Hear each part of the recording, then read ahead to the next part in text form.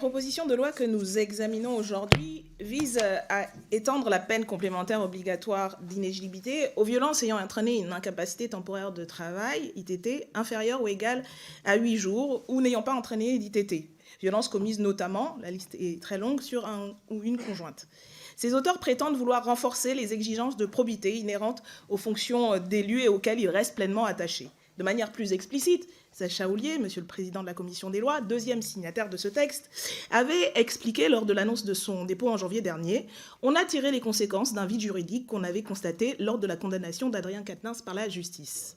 Cette proposition répond donc en fait à la dynamique un fait d'actualité, une loi. Mais pas n'importe quel fait d'actualité. Une affaire judiciaire concernant un opposant politique et au-delà de l'individu, c'est la principale force d'opposition et d'alternative à la Macronie qui est visée. Il s'agit purement et simplement d'une grossière et dangereuse instrumentalisation de la justice et de la lutte contre les violences faites aux femmes à des fins bassement politiciennes.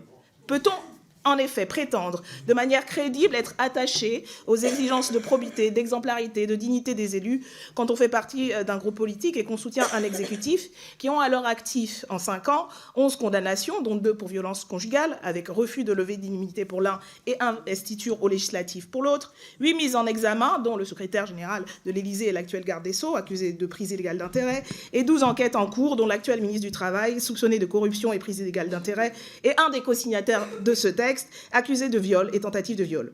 Vous ne pouvez arguer d'aucun magistère moral et vos justifications sont hypocrites. Vous ne faites surtout pas grand cas de la justice, car on ne peut pas raisonnablement penser renforcer quelque exigence que ce soit quand on restreint les marges d'appréciation de l'autorité judiciaire.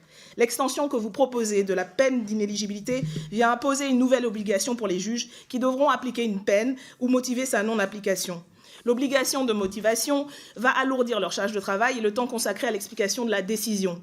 Les compositions de jugement déjà complètement surchargées vont devoir rédiger des motivations spéciales dans la quasi-totalité des cas où la peine d'éligibilité n'a aucun sens. Votre mesure vise en réalité un nombre de cas très minoritaires dans la masse de violences concernées que les tribunaux ont à traiter.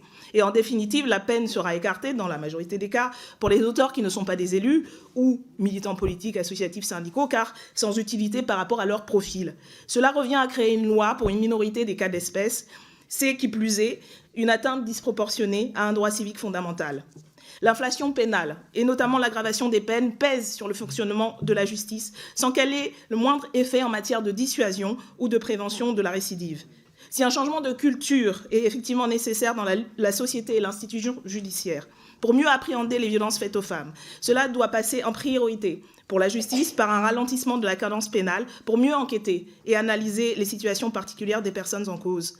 Il faut également permettre aux victimes de faire valoir leurs droits dans les meilleures conditions. L'urgence est à la mise en place d'un plan clair de prévention, formation, aide aux associations, investissement financier massif dans les services publics comme celui de la justice. Et par exemple, en assurant une formation spécifique et obligatoire en matière de violences sexistes et sexuelles pour tous et toutes les professionnels concernés, en créant un pôle judiciaire dans les violences spécialisé dans les violences intrafamiliales dans chaque cour d'appel, en favorisant la désistance des hommes violents avec systématiquement des stages de responsabilisation et en renforçant par exemple les effectifs du service pénitentiaire d'insertion et de probation. Dans votre texte, il n'est nulle part question de tout cela. Vous avez par ailleurs refusé tous les amendements que nous avions proposés sur des rapports, rien que ça, concernant ces sujets.